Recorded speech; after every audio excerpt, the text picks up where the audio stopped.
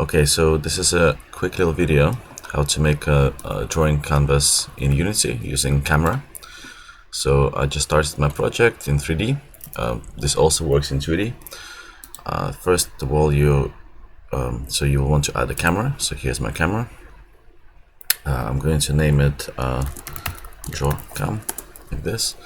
I'll place it in the middle like that. Then we want to turn off clearing flags like this, so don't clear. Then after that I want to change projection to orthographic, and so this is kind of like, so we will come back to camera, but this is a good setup for now. So now I will add a plane. So basically an image will be drawing, a canvas rather, but we'll be drawing our so like little painting or whatever. So I will just create a 3D object plane, and then after that I just want to rotate it so that it's facing my camera. So minus 90 degrees, so that's good. So at this point, so this is attached to my camera, and I just want to make sure that I'm rendering the image. So if you go to your camera, you will see this large box here, which is camera frustum, which is like what you're rendering in the scene using this camera. And I simply want to render everything from -1 to 1. So basically everything that will be happening in this little cube is rendered. Okay. So that is ready to go. So now we just need to add so rendering texture. So so that's my rendering texture. Then I will need to add the material. So this is my material, so cam material, and so you can use any material you like, but like for this I prefer using unlit materials, so I will just quickly change that. So unlit, the one with the texture, because I do want to use the texture.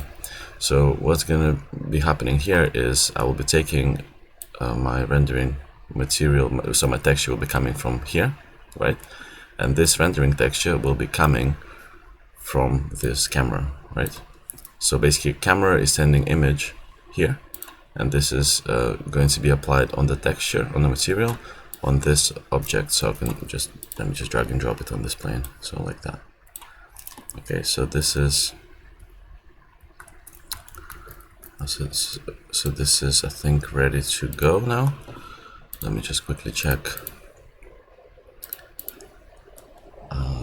So that's set up. Projection is fine. This is fine. And so now let's just create a 3D object, you know, to use as a brush, right? So I'll just create, let's do a sphere. So here's a sphere. I'll just set it to the middle like this. And so you can see when I'm moving it, I'm already drawing things like that. But however, what's happening is drawing it in reverse, right? So I do want to flip my image basically like this, I think. Let me test. So I'll just flip this to -1. Or is it y? -1.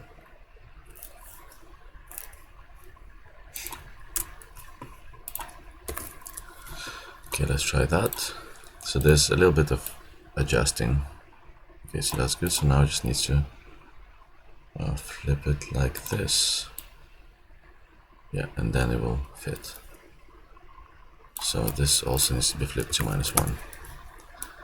And so you can see I can already draw with this shape. So next thing is let's create a like more appropriate material for this brush. So I will just create a material, let's say red brush, like that.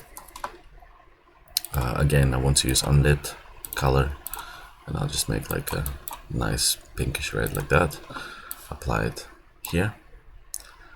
This got drawn really quickly. So okay, so what we're gonna do now is make sure that the camera itself doesn't render the plane, because when it renders it, you can get some kind of like graphical glitches and like feedback of the like the shape that you're drawing, that you're using to draw with. So what I'm going to do is I'm going to put this plane on UI layer, okay, then go to draw cam, and I will select here in culling mask. I will make sure that I'm not displaying my UI layer, so we'll disable that. So basically the camera can't see the picture, it can only see what is being drawn. So that's what we're trying to get to.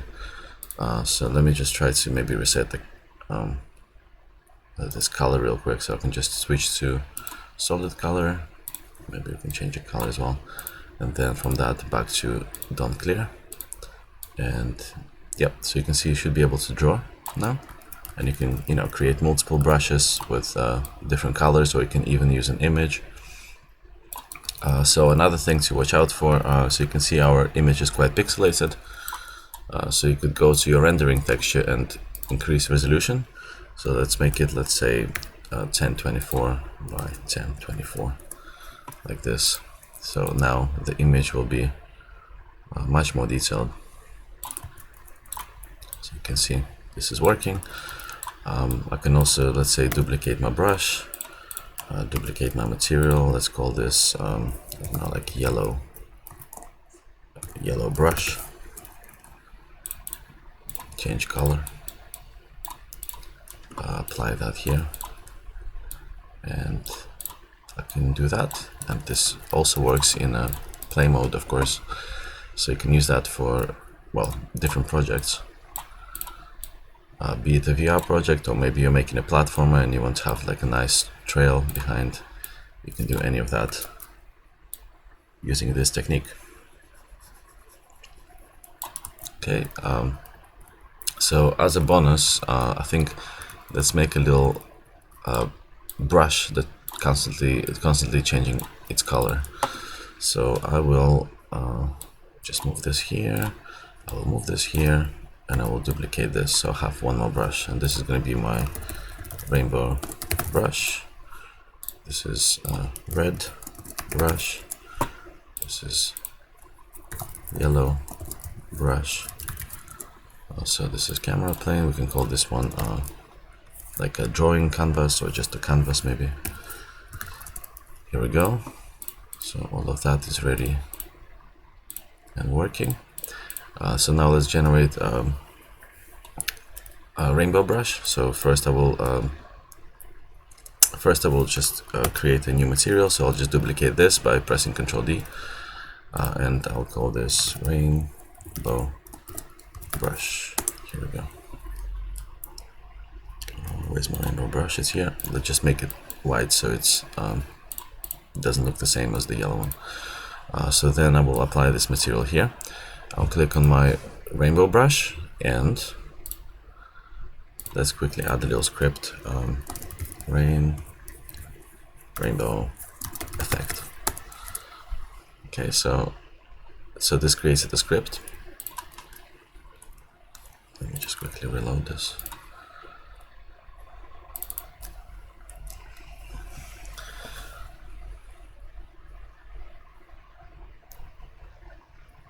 Okay, so what I want to do here is I just want to add a public gradient. Let's call it gradient lowercase. Okay, so this is my gradient, and in the inspector is going to look like this. So here we have we can now create a different gradients. So for example, we can go from like yellow to blue, and we can change these colors, right? So I already have some presets that I have created. So I have a rainbow, so I'm just going to use that. So this is set up, ready to go. Now I just want to pass like each individual color like of this gradient. So like basically as you're moving along gradient from 0 to 1, I want to pass that into my color of my material, right? So the way I can do that is I can get a renderer of the object, then I can access material, color, and I can pass in my gradient, right? So for example, if I said gradient evaluate at 0, then it's going to give me red color. So 0 is here, 0.5 is here, and 1 is here, right? So this should just change my brush to red. Okay, so this is happening. So instead of that, I just want to move along the ribbon. I want to change colors continuously. So instead of 0, I'm going to pass in time dot time. So basically, like time as it's happening in seconds, and you know the time will go from 0 to 1, and then it's going to go to 2, 3, 4, and 5, right? So our ribbon will only work for 1 second. So I don't want to have that. I want my time to always go from 0 to 1, and when it reaches 1, it just goes back to 0, right? So 0, 1, 0, 1. We can do that with the modulus operator, which is basically going to always give me a remainder of 1, which is, you know, all the values between 0 and 1. So doing this, I'm just going to press play when it's compiled. Here we go. And you can get this cool rainbow brush.